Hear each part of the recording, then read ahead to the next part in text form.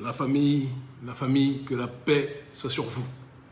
Un honneur, un bonheur de vous retrouver, un bonheur que je n'arrive pas à dissimuler. Je vais vous laisser vous connecter. Je vous laisse quelques minutes, quelques instants comme d'habitude, et puis après on va rentrer dans le vif du sujet parce qu'il y a énormément de choses que l'on se doit dénoncer. Énormément de choses. D'exposer, de décomposer, d'analyser pour mieux préparer le terrain pour les prochaines activités qui vont être plus que jamais mouvementées. Alors je vous laisse vous connecter, connectez-vous, et on va commencer.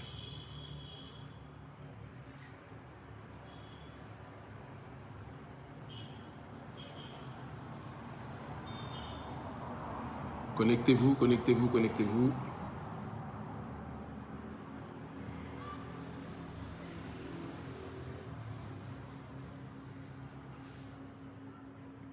Bonjour à tous les frères, je vois vos messages, les sœurs, les frères, je vois vos messages. Bonjour à vous tous, je vous aime tellement. Je vous aime tellement, il n'y a pas de mots. Il n'y a pas de mots pour décrire ce que je ressens pour vous. Et je profite d'ailleurs de ce direct. C'était quelque chose auquel je rechignais il y a quelques années, parce que je n'aime jamais faire comme tout le monde, mais la réalité est que, étant donné la portée politique et sociale, je parlais encore avec un sympathisant militaire ici à Cotonou qui me disait « Mais est-ce que tu te rends compte de la portée de ta page ?» Aujourd'hui, on est plus suivi que la plupart des présidents d'Afrique francophone, c'est une réalité. Et que donc, on a une portée politique et sociale qu'il ne faut pas négliger. Que lorsqu'on part directement, c'est quelque chose qui a des implications évidentes sur un certain nombre de situations politiques et sociales. Et donc, c'est à partir de ces moments-là que j'ai commencé à réaliser l'importance d'être de plus en plus en contact avec vous. Vous m'excusez, il y a du bruit, là où je suis. D'être le plus possible en contact avec vous et que l'on puisse partager, échanger les idées et surtout nourrir la réflexion. Parce que le but, c'est toujours de nourrir la réflexion. Être dans un processus d'analyse prospective, pas simplement dans une logique de réaction, prévoir plutôt que uniquement voir. Et c'est ce qu'on va essayer de faire aujourd'hui. Salutations à mon peuple en priorité, parce que je ne vais jamais le nier, jamais le cacher. Je me bats pour mes semblables, pour les Africains et les Afro-descendants dans leur globalité. Mais ce faisant, je me bats pour l'humanité qui est prolétarisée et mise de côté. Parce que la meilleure façon de prouver son humanisme, c'est d'être capable de le prouver avec nos semblables, avec notre peuple. Et c'est ce que j'essaye de faire avec les nôtres, où qu'ils se trouvent. C'est important aussi de dire qu'on ne le réalise pas toujours, mais pendant des années, le système institutionnel a méprisé les voix des sociétés civiles. Soit c'était des outils de corruption, ces voix des sociétés civiles, des relais atalakouistes en tant que tels, soit c'était simplement des acteurs qui faisaient partie d'un théâtre, d'un spectacle, mais qui en réalité n'avaient pas d'incidence sur la participation à la vie de la cité. Aujourd'hui, ça a complètement changé. L'ère des réseaux sociaux a fait qu'on se retrouve dans une situation où le peuple peut choisir directement ce qu'il écoute, ce qu'il entend, ce qu'il voit, ce qu'il comprend, ce qui le touche et ce qui le pousse quelque part à agir dans une dynamique plus que jamais d'évolution. Et donc, par rapport à cette situation, nous devons, chacun d'entre nous, vous en priorité et nous évidemment y compris, nous devons prendre nos responsabilités et réaliser que nous avons plus que jamais, nous tous, un devoir à effectuer. Marcus Garvey disait que le panafricanisme, c'est d'être capable d'unir la masse. C'est ça. Unir la masse, très important le propos que je dis. Eh bien, c'est dans cette démarche-là que nous sommes et c'est ce qui fait qu'aujourd'hui, dans la dimension du panafricanisme, nous sommes aujourd'hui, je pense, de très loin, de par les faits sur le terrain ou même sur les réseaux sociaux, ceux qui ont cette capacité à toucher quand même une masse critique incroyable dans le monde noir francophone et pas seulement. Je vois que vous êtes connectés, on peut donc finir les introductions et rentrer dans le vif du sujet. On est ensemble plus que jamais. N'oubliez jamais une chose, ce qui doit nous animer, nous tous, quelles que soient nos ethnies, quelle que soit notre religion, quelle que soit notre nationalité, quel que soit le lieu où nous sommes, dès lors que nous sommes des Africains ou des Afro-descendants, c'est l'amour entre nous. Parce que c'est l'amour entre nous qui permettra de mieux nous unir au reste de l'humanité. Alors, il y avait plusieurs sujets dont on devait parler aujourd'hui. Vous avez tous entendu parler du coup d'État, la tentative de coup d'État qui s'est déroulée en Guinée-Bissau, un pays qui déjà à proprement parler n'est pas normalement francophone, hein, c'est plus à tendance lusophone, important aussi de le dire, mais qui fait partie de la CEDEAO et qui fait partie de l'Afrique de l'Ouest, un pays qui, à prime abord, n'était pas censé être la première cible d'une tentative de déstabilisation. Et donc, on va essayer, toujours dans cette démarche d'analyse des faits et surtout d'analyse du contexte politique, de comprendre ce qui a pu se passer. Et encore une fois, on va être dans une démarche d'hypothèse, parce qu'il ne s'agit pas d'affirmer lorsque l'on n'a pas l'exactitude, l'entièreté, l'intégralité des éléments, mais le but c'est d'essayer de se rapprocher de la vérité, comprendre, décomposer, analyser, pour être capable de se prémunir par rapport à ce qui va arriver. Et quand je dis ce qui va arriver, il est important de retracer le contexte. D'ailleurs, la CEDEAO se réunit aujourd'hui pour décider d'un certain nombre de sanctions, etc., contre les pays qui ont décidé d'agir vis-à-vis de ce que l'on appelle la France 24 des coups d'État, et que je pense qu'il faudra appeler autrement. Moi, je parle de restauration de l'État. Un coup d'État, donc notons bien ce propos, c'est quand l'État fonctionne normalement et des entités, qu'elles soient militaires ou autres, ou des mercenaires, viennent et parasitent ce processus comment dirais-je, de déroulement normal des activités de l'État. Ils interrompent ce processus démocratique pour aller dans une voie autoritaire qui va dans le sens du népotisme de manière générale, ou une petite oligarchie militaire ou autre qui roule soit pour des intérêts étrangers, soit pour ses propres intérêts, agit. Mais on ne peut pas parler de coup d'État, et je vais reprendre l'exemple du Mali, je vais reprendre aussi l'exemple de Guinée, d'accord, et je vais aussi reprendre l'exemple du Faso, parce que ce sont sur le terrain des constats, des choses que l'on se doit dénoncer si on veut être capable justement de mieux appréhender la situation, notamment en Guinée-Bissau, et ce qui va se passer dans la plupart des autres pays d'Afrique de l'Ouest, puisque l'on n'est même plus dans la notion de francophonie. Quand les médias France 24 ou quand la CEDEAO parle de coup d'État pour le Mali, pour la Guinée, pour le Faso, c'est d'une malhonnêteté. Moi aussi, je vous aime de fou. Je vois vos messages là, je ne sais même pas ce que je ressens pour vous. Si vous saviez, je pense que vous seriez à terre. Je vous aime trop. Je vous aime trop, vous êtes mon sang. Et ceux qui connaissent, qui sont avec nous au quotidien, le savent. Et je vois quelqu'un qui dit l'Afrique blanche, on est en train de faire une digression. En tout cas, l'Afrique du Nord, c'est l'Afrique aussi, évidemment. Et dès lors qu'il y a du respect vis-à-vis de l'Afrique subsaharienne et de l'amour, l'Afrique est une et indivisible à la base. Ce n'est pas nous qui exprimons à la base un désamour vis-à-vis des autres, jusqu'à preuve du contraire. Je ferme la parenthèse. En tout cas, tous ceux qui sont avec nous, on ira jusqu'au bout. Je reviens donc à nos propos, à notre réflexion, en disant que la Guinée, le Mali, le Faso, toutes les interventions militaires dans ces trois nations ne sont pas des interventions que l'on peut qualifier de coup d'État. C'est ce que l'on appelle, et c'est très important de le dire, une restauration de l'État. Pourquoi nous parlons de restauration de l'État? On parle de restauration de l'État parce que ce soit Ibeka, que ce soit Alpha Condé ou que ce soit Roch Marc Kaboré, ils étaient arrivés à un niveau, de par leur malgouvernance, de parasitage vis-à-vis de la gestion de l'État. Et c'est la raison pour laquelle, là où auparavant, quand il y avait des coups d'État, les populations, certaines se rebellaient en disant que leur pouvoir a été volé, vous remarquerez que dans ces trois pays, la population s'est manifestée, mobilisée dans la rue, d'accord, pour exprimer son soutien vis-à-vis de, comment dirais-je, justement cette logique de restauration de l'État qui a été effectuée. Roch Marc Kaboré, j'avais été emprisonné par ce dernier parce que j'avais dit ça, se comportait ou agissait comme une passoire à la tête du Faso.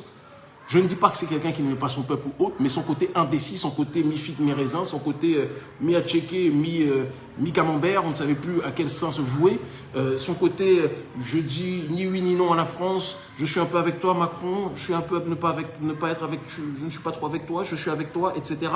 De l'autre côté, avec le peuple, je suis panafricain, mais pas trop. Je suis panafricain, mais j'incarcère les militants qui se battent pour le panafricanisme, etc., pour donner des gages à la France. À un moment donné, ça ne suffisait pas. Son incapacité à gérer le terrain sécuritaire est venue à bout de la patience de la population, d'accord, qui s'est mobilisée, notamment lors de notre mobilisation internationale du 22, comme vous pouvez le voir dans le reportage, qui est posté sur notre page Facebook. Et ce sont les fluctuations, les additions de tous ces paramètres qui ont entraîné la situation que nous connaissons. Important aussi de dire que, parce que ça on commence à l'oublier, le Mali, jusqu'à preuve du contraire, le Mali était dans une situation où Ibeka avait complètement vendu son pays, il faut qu'on puisse le dire, paix à son âme. Donc on n'injurie pas les morts, mais on fait histoire, c'est important de le dire. Ibeka avait complètement vendu son pays aux intérêts français. Et donc, lorsque les militaires arrivent et décident d'interrompre ce processus de perdition de l'État. Ce n'est pas un coup d'État, c'est peut-être un coup d'éclat, mais pas un coup d'État qui vise justement à amener la population et l'appareil étatique à retrouver sa pleine vitalité. Alors évidemment, à partir de ce moment-là, ils sont soumis et confrontés à des sanctions.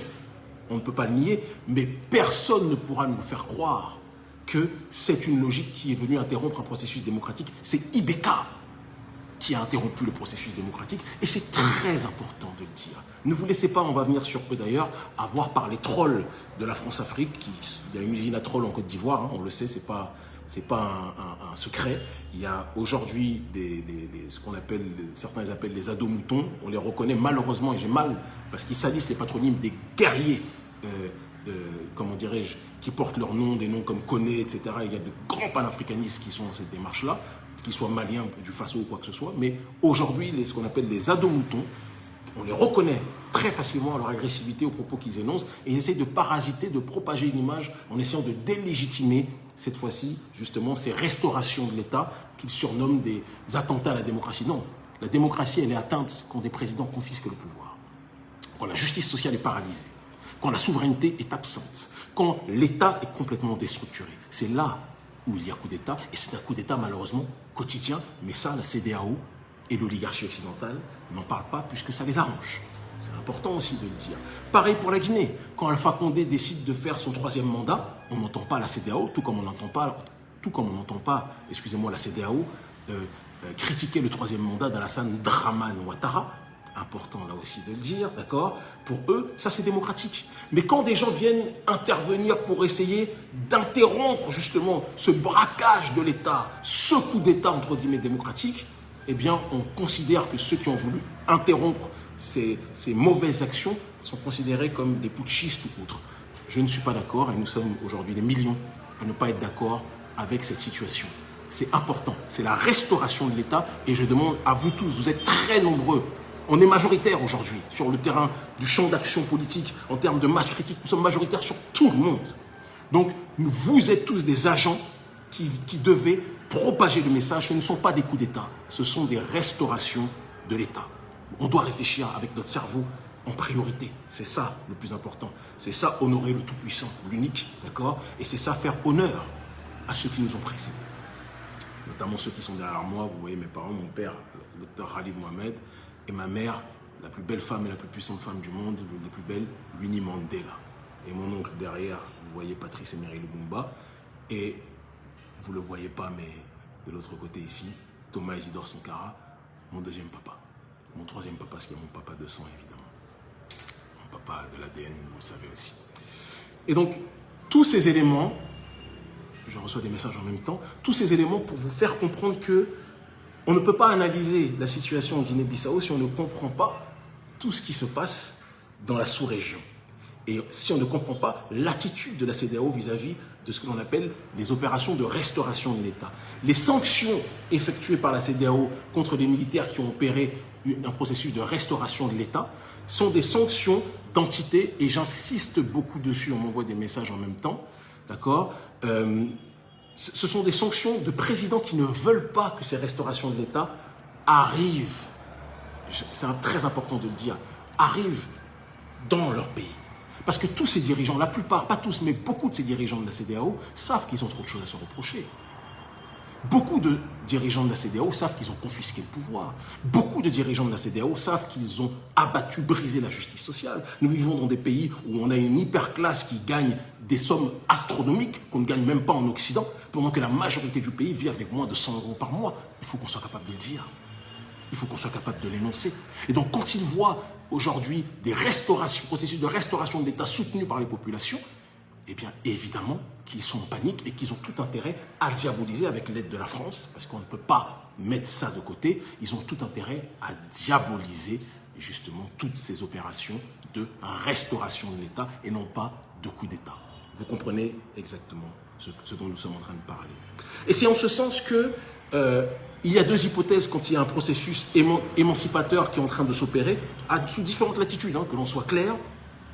Le Mali est pour l'instant la synthèse parfaite même s'il y a beaucoup de choses que l'on peut encore redire, mais la synthèse parfaite de la synergie entre la société civile, avec le mouvement, la plateforme Yerewolo, composée de différentes organisations, dont notre ONG Urgence panafricaniste, et dont le porte-parole est mon petit frère protégé, Adama Benziara, Ben le Cerveau, et l'un des lieutenants, les éléments les plus puissants sont des frères comme Bassaro Silla, le président d'Urgence panafricaniste, la sœur Amina Fofana, députée à la CNT, et tous les autres que je ne peux pas citer. D'ailleurs, on passe une grande dédicace à tous les membres de Yerewolo qu'on aime à en crever, et je veux que chacun d'entre vous puissiez leur donner de la force. C'est très important.